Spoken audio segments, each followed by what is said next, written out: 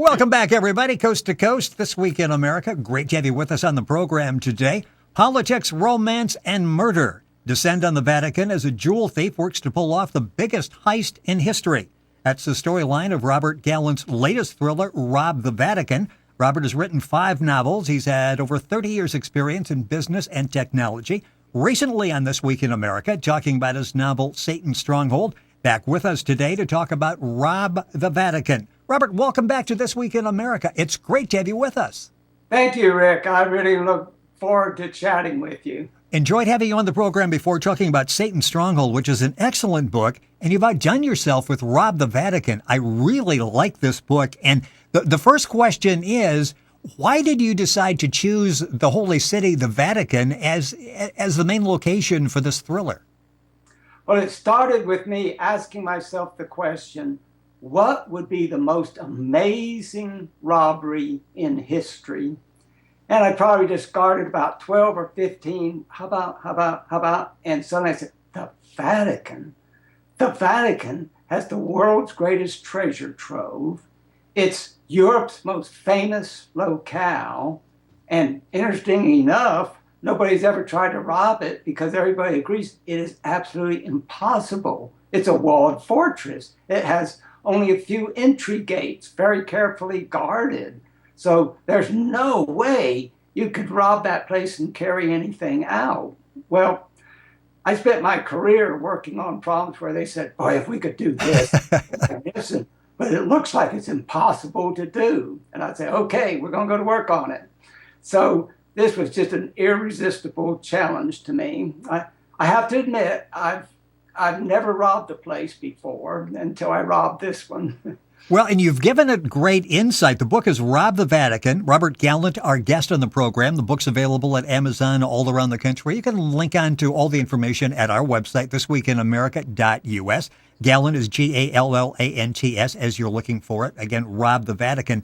And when you do a book, what is so amazing as you read the book is the attention to detail. It is all very plausible. This is not like you're just making up stuff and you're sitting in Midland, Michigan writing this book, sort of doing it from your imagination. You actually spent, 5 years, I understand, writing the book, and that included numerous trips over to the Vatican.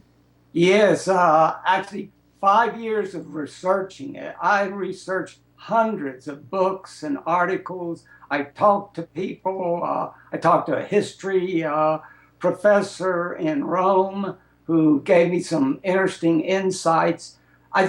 Because I was not going to write it unless I personally believed that this was a possible robbery, that it could be pulled off, because otherwise you're not being fair to your readers. So when I finally, wow, I got the last piece, now I know it. And then I started to write it. And it's kind of interesting because as I had originally visualized the book, well, this young priest would be the most important character. But very quickly I said, no, it's got to be the jewel thief, because putting together how to rob this place is the theme of the story. So I had to switch over to make a bad guy the star of the book. And so I said, well, gee, how do I do this? And I said, okay, he's a criminal, but he's not evil. He will not kill innocent people, even if it means some risk for him. And so he isn't evil. He's just really good at what he does. Really good at what he does. He's got interesting characteristics and becomes, in a way, friends with a number of people that he relates to in the book. The book is Rob the Vatican. Let's talk about the main character. Craig Reynolds, very interesting guy. And he doesn't set out to do this, does he? It's just a matter of circumstances, and all of a sudden he realizes, wow, I could not only make a name for myself, maybe the greatest heist in history, but I could be financially secure for the rest of my life. Yes, it is interesting in that, hey, he'd been robbing jewelry establishments and wealthy chateaus all over Europe for a number of years. And he just had this ability to come in and abort any security system that they had, carry it out and disappear. And all you look at is you say, how in the world did he figure out to do it that way? How was he able to overcome our security system? So he had just finished a robbery, and he was trying to disappear out of the scene. And the problem that he ran into was because they were having heavy flooding, the bridge that he was going to cross and disappear into the Alps and be long gone got washed away. So he had to find another way to get out of there. And he ended up in the barn belonging to this farming family, and their daughter, she was an outstanding gymnast, and she was in her early 20s now. She had switched from being the gymnast herself and competing to being a coach for him, because that's what she wanted to do. And she and he ran into each other, and her thought was, oh no. When she realized he was the thief, she said, I'm dead. But he did not kill her. He ran the risk of letting her go after he did tell her, look, I'm going to get through this police blockade one way or the other. Either you're going to talk me through, or I'm going to have to shoot these policemen. So she made a decision, I'll help him get through. And after he did, she expected him to kill her. In fact, she tried to get away from him. And as he said, trying to catch a gymnast, he said, that's like trying to catch a squirrel. She can move and jump, and it's so difficult. But then when he told her, I'm not going to kill you, and left, that left her feeling, well, okay, yeah, I was terrified of him, and he's a criminal, but he let me go knowing I could identify him in the future. So then later on, their paths cross again. And this time, he has a disabled sister who she was born badly disabled.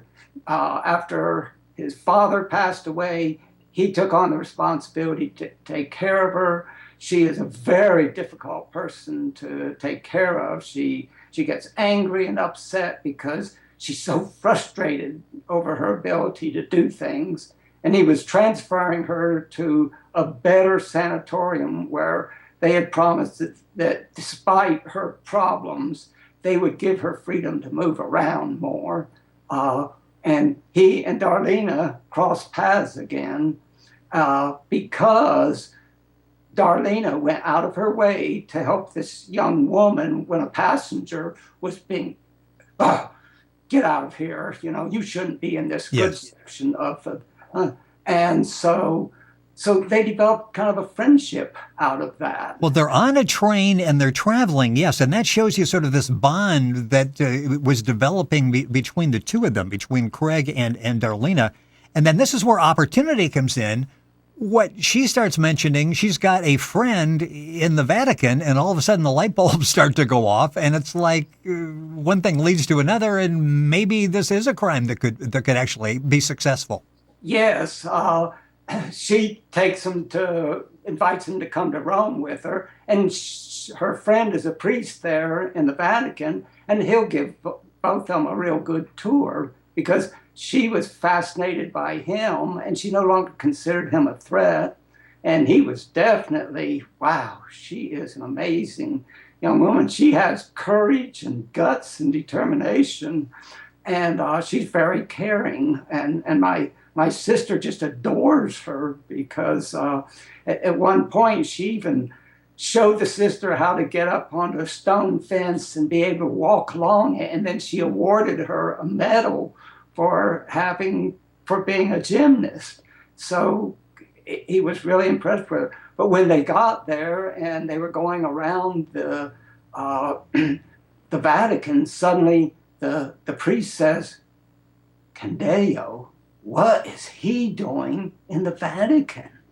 And Craig just kind of carried, who's Candeo? And he said, well, this guy was a physician who worked for the Red Guard, and he killed, he's a doctor, and he killed the anybody who was an opponent of theirs, if he could get them in the hospital by drugging them, then he would kill them like with something that would kill them off. And the priest said the summer that he was on trial, they weren't able to convict him because they didn't have enough evidence. But I covered it for the local newspaper. And I said, I remember him. He had this unusual cane that he always carried. And he held his neck real stiff because it had an automobile accident. That's him. What is he doing in the Vatican walking into that building? And said, I got to go find out. And Craig kind of pulls it back and said, look, if this guy kills people, you do not want him to know that you recognized him. Right. And so, okay. And so he said, but I got to find out where that door leads to in the building. In fact, I can go look at the drawings and see. And so, Craig, the drawings? Yeah, because this is like the only living person that has access to these drawings. I mean, he knows where everything is, the entrances, the exits, basically everything you would need to pull off this heist.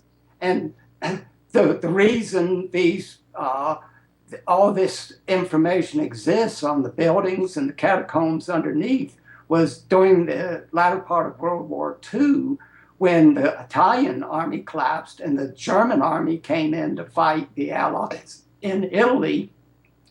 The Pope was afraid that they might rob the Vatican, take its treasures to help them finance their war. So he had this cardinal hide the most significant treasures in the catacombs. And this guy, bishop, was very cautious. And so he did an elaborate drawing of here's where I hid everything. Here's how you get to it.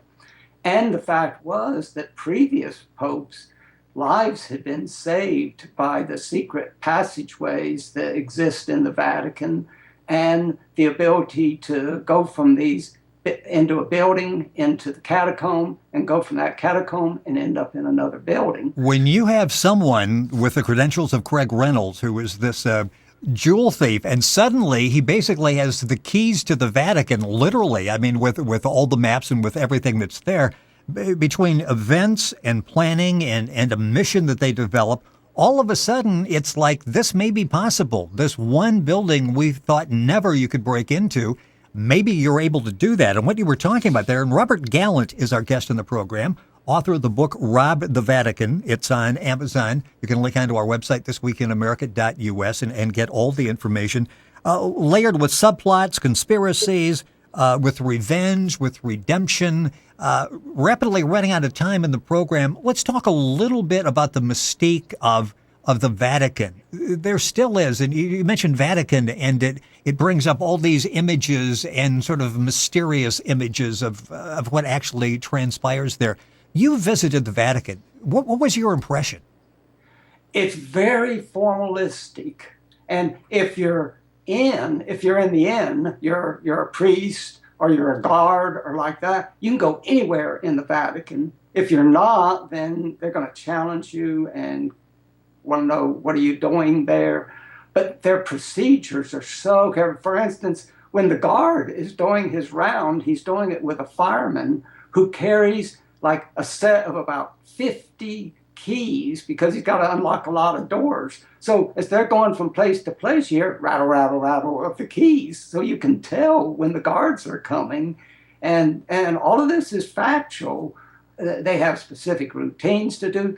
They're concerned about fire and water. They're not concerned about somebody being there to rob stuff because there's no way anybody's going to rob that place.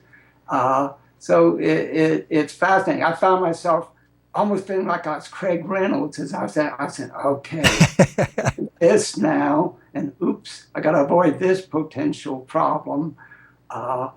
So it was fascinating, but to me, it is an amazingly fascinating place. And in no way do I want to speak down about the Vatican. I mean, it is the spiritual center that they claim it to be and is entitled to be. If somebody in the Vatican read this book, if somebody thought, okay, I just heard this really good book written by this guy in Michigan in the United States. It's called Rob the Vatican. If they read that book, would they maybe change some of their procedures over there, change some of the way their security is set up?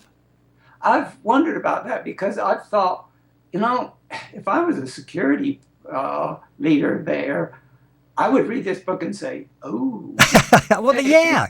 This and this and this we need to modify because that is a vulnerability. Because I would tell you very honestly, I firmly believe that I knew how to not only rob the place, but carry the treasures out. And that's supposedly impossible. Now, they can correct those problems. And I really got to suspect that they probably have done that. It's a couple minutes left of the show. Robert Gallant, our guest in the program. The book is Rob the Vatican. What happens when you get the treasures and you get them out? In terms of where do you go to fence that? Where do you go to turn that into money? Because these are famous treasures, and obviously the entire world is going to be looking out for these. Right. And he goes to the world's top stolen treasures dealer, but he knows that guy's pretty likely to try to double cross him. And he's doing it because he wants to take his sister back to the United States and set her up out in a country place where, as he said, the forest doesn't mind her. And the forest treats her good, and so she's at home there, and I want to take her where she can be. But I've got to deal with this guy to do it. And the other problem he faces is, what about Darlena? Because the conspirators have already killed the young priest, and they're after her to kill her. So as he told Darlena, you have to help me rob the place, because if I rob it, that discredits the cardinal who is out to become the next pope. And that way, no longer do they have a reason to try to kill you for what you know. So she faces this unusual thing. Do you commit a wrong to prevent a bigger wrong? Yes. There are so many levels. I mean, this is such an interesting read. I started off by talking about politics, romance, and murder. All of that and more. You've got an idealistic priest, a crafty cardinal, a vulnerable pope, loyal sidekicks. You have all the elements. It is an excellent read. It's called Rob the Vatican, hopefully made into a movie. You are so visual in your writing that you're able to really visualize so well what it is you're writing about. And I would love to see this made into a movie. We'll have Robert back on the program because he's got so many fascinating books. The last one we talked about is Satan's Stronghold. If you go to our website, thisweekinamerica.us, and go to YouTube and iTunes, you can listen and watch that interview. The newest book we're talking about is Rob the Vatican. Robert, it is always a pleasure to have you with us on the program. Excellent job with the book. And if you got a passport again for Italy, your friends and family should watch out to make sure you're not coming back with Gutenberg's original Bible or something from there. Yes. I promise not to. Okay, that's good. Robert Gallant has been our guest on This Week in America. The book is called Rob the Vatican. It's available at Amazon all across the country. Information at our website, thisweekinamerica.us. Stay with us. We'll be right back.